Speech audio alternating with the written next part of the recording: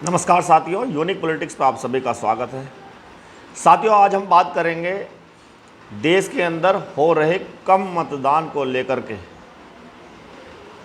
जो मतदान कम हो रहा है उसका कारण क्या है, कुछ वजह सामने आ रही हैं जो मैं आपके सामने आपको बताना चाहता हूं।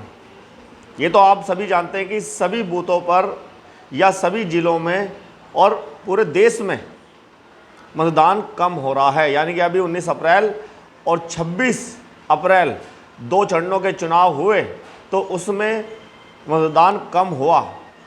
अब इससे किसको नुकसान होने वाला है या इसके क्या कारण होने वाले हैं।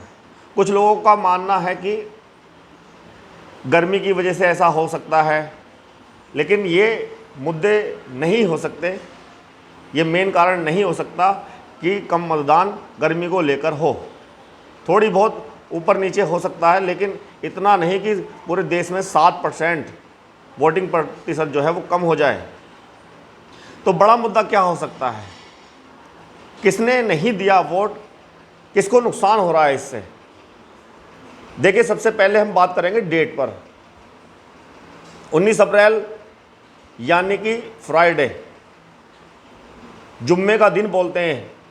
कहते हैं कि मुस्लिम समाज के लोग इस दिन नमाज पढ़ते हैं और घूमने भी जाते हैं।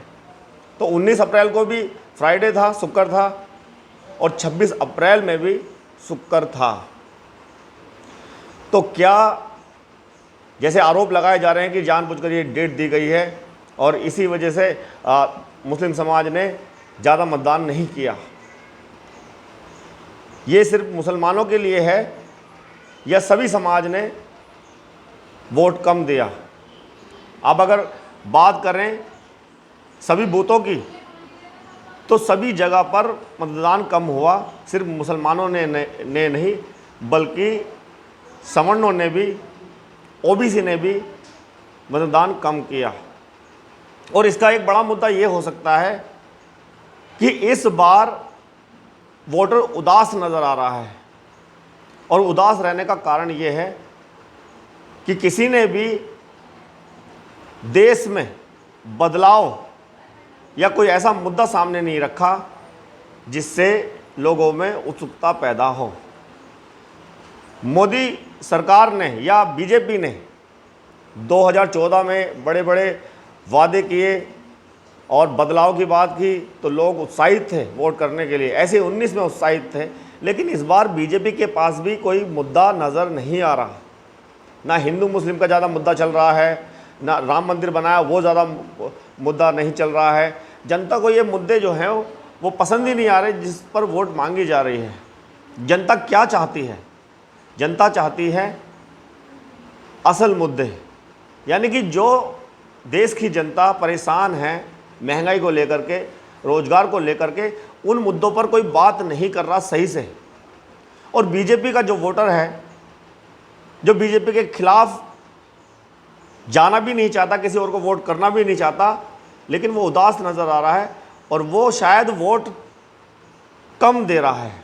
मैं यहाँ पर बीजेपी का वोटर की भी बात कर सकता हूँ। यहाँ बीजेपी के वोटर में भी वो उत्साहित वो नहीं है जिस तरह से होने चाहिए थे, क्योंकि कहीं ना कहीं वो बेशक चाहते हैं कि मोदी जी के नेतृत्व में सरकार बने, बीजेपी की सरकार दोबारा बने, तीसरी बार बने, लेकिन वो भी महंगाई को लेकर, बेरोजगारी को लेकर कहीं ना कहीं परेशान नज़र आ रहा है। और सबसे ज़्यादा ओबीसी समाज जो बीजेपी के साथ 2019 में पूरी मात्रा में, अच्छी मात्रा में गया और वो बीजेपी के साथ जाता भी है, वो आज की डेट में बीजेपी को वोट दे रहा है, लेकिन देने से पहले उदास है।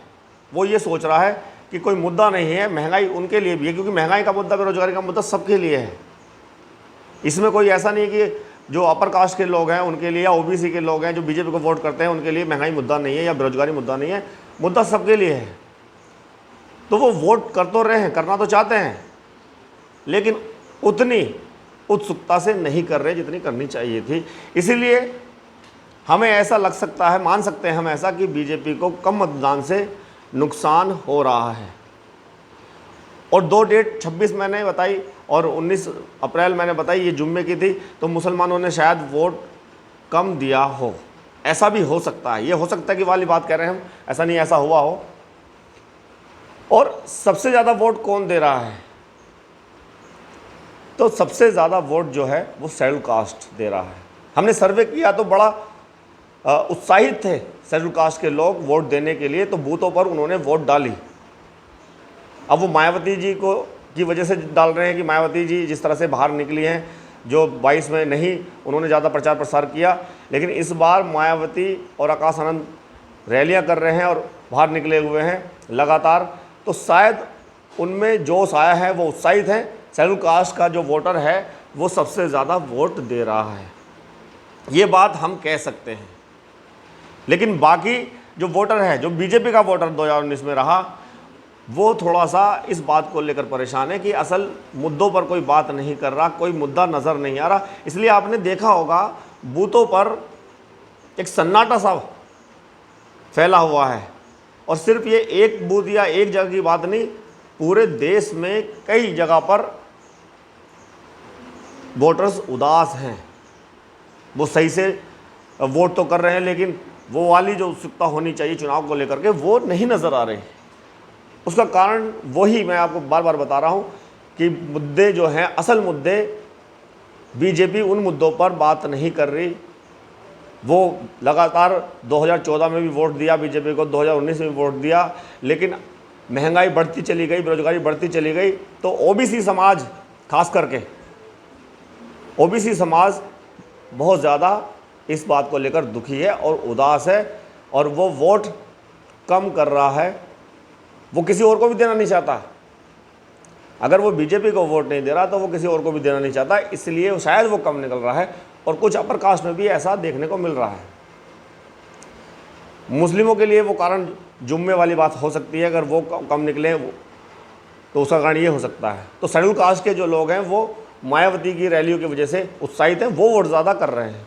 अभी ये आंकड़ा नहीं लगाया जा सकता कि जो मतदान कम हो रहा है उसमें सबसे ज़्यादा संख्या किसकी है, ये आंकड़ा नहीं लगाया जा सकता कि उसमें मुस्लिम ज़्यादा हैं, उसमें ओबीसी ज़्यादा हैं या अपर कास्ट के ज़्यादा हैं, शेड्यूल कास्ट के ज़्यादा हैं। लेकिन शेड्यूल कास्ट के लिए मैं कह सकता हूँ कि उनमें वो उत्साहित हैं वोट करने के लिए। लेकिन इनके लिए सही आंकड़े नहीं बताया जा सकते, मुस्लिम, ओबीसी और समण। लेकिन अगर कम मतदान हो रहा है तो इससे शायद बीजेपी को नुकसान देखने को मिल सकता है, क्योंकि जो सत्ता पक्ष वाले लोग होते हैं या मोदी जी को जिस तरह से पसंद कर रहे थे, मोदी जी को तीसरी बार बनाने के बाद वो कर रहे थे, अगर अब मुद्दे ही सामने नहीं आ रहे, महंगाई और बेरोजगारी पर कोई लगाम नहीं लग रही, तो वो वोटर्स जो हैं वो परेशान हैं, थोड़े से नाराज़ हैं। तो ऐसा लगता है कि बीजेपी को नुकसान देखने को मिल सकता है। इसीलिए 400 पार का नारा लगाने वाले बीजेपी की जो पार्टी है या बीजेपी के कार्यकर्ता हैं, अब 400 पार की बात नहीं हो रही है। ये भी आपको रैलियों में नजर आ रहा होगा। 2 चरणों के चुनाव में ही 400 पार का नारा अब नहीं लिया जा रहा। तो इसका मतलब ओबीसी ने जिस तरह से एक तरफा वोट किया था बीजेपी को, अब वो वोट नहीं कर रहा।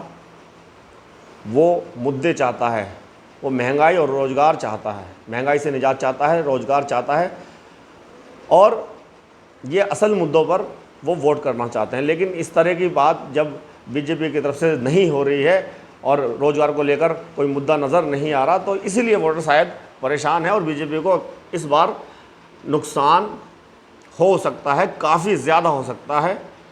लेकिन ये आंकड़ा मैं सही बता सकता हूं कि शेड्यूल कास्ट के जो लोग हैं सबसे ज़्यादा वोट वो करना पसंद कर रहे हैं, वो जाने की कोशिश कर रहे हैं, वो ढूंढ रहे हैं। उनकी अगर पर्ची नहीं मिल रही है तो वो लगातार ढूंढ रहे हैं, मेहनत कर रहे हैं, ये मैंने देखा भी। और वो जितने उत्साहित हैं उसका सीधा सीधा कारण है मायावती जी का बाहर निकलना, मायावती जी का लगातार रैलियाँ करना, आकाश आनंद का कई राज्यों में, सिर्फ उत्तर प्रदेश ही नहीं कई राज्यों में ताबड़तोड़ रैलियाँ करना। तो उससे उत्साहित है शेड्यूल कास्ट के जितने भी, या बहुजन के, मैं कहूँ बहुजन के लोग, वो वोट कर रहे हैं। अपर कास्ट और ओबीसी में थोड़ी निराशा या थोड़ी उदासीनता जो देखने को मिल रही है, उसका कारण मुद्दे हो सकते हैं। उन मुद्दों पे थोड़ा सा बीजेपी काम नहीं कर रही, बीजेपी के भाषणों में मुद्दे नज़र नहीं आ रहे हैं, तो ये कारण हो सकता है। बाकी कारण शायद नहीं है। और 6-7% अगर वोट परसेंट कम हो रहा है तो कई सीटों को प्रभावित कर सकता है। और अगर किसी एक का वोटर, अगर वो सच में बीजेपी का ही ज़्यादा वोटर हुआ, तो इसका मतलब फिर तो ये समझ लीजिए कि सरकार बनना बहुत ही मुश्किल हो जाएगा बीजेपी के लिए। चलिए, मुद्दों पे ये कम मतदान जो हो रहा है, इस पर थोड़ा सा हमने निकाला, देखा, बात की लोगों से, क्या कारण है। मिला मैं लोगों से, तो उन्होंने जिस तरह की बातें की मुझसे, इन्होंने बताया, वही मैंने बातें आपके सामने रखी है। अब इसमें ये कितना सही है, कितना गलत है, वो तो 4 जून के बाद पता चलेगा। और एक बात और मैं कह दूं साथियों, अगर मैं एक के पक्ष में वीडियो बनाता हूं ज़्यादा और मैं किसी और के पक्ष में सच्चाई बोल देता हूं, तो आपको लगना नहीं चाहिए। आप गलत तब कहें जब वो 4 जून में गलत साबित हो। कुछ लोगों ने, जब मैंने मेरठ के लिए बोला कि मेरठ में किसका पलड़ा भारी है, तो मेरठ के उस आकलन पर, उस अनुमान पर लोग तरह तरह के कमेंट कर रहे हैं। कोई बात नहीं, आप कर सकते हैं, आपको पूरा राइट है, पूरा अधिकार है, लेकिन सच बोलना मेरा काम है। सही आंकड़ा मैं आपको दूंगा, चाहे उसके लिए आप कुछ भी मुझे बोल सकते हैं। बहुत बहुत धन्यवाद, नमस्कार।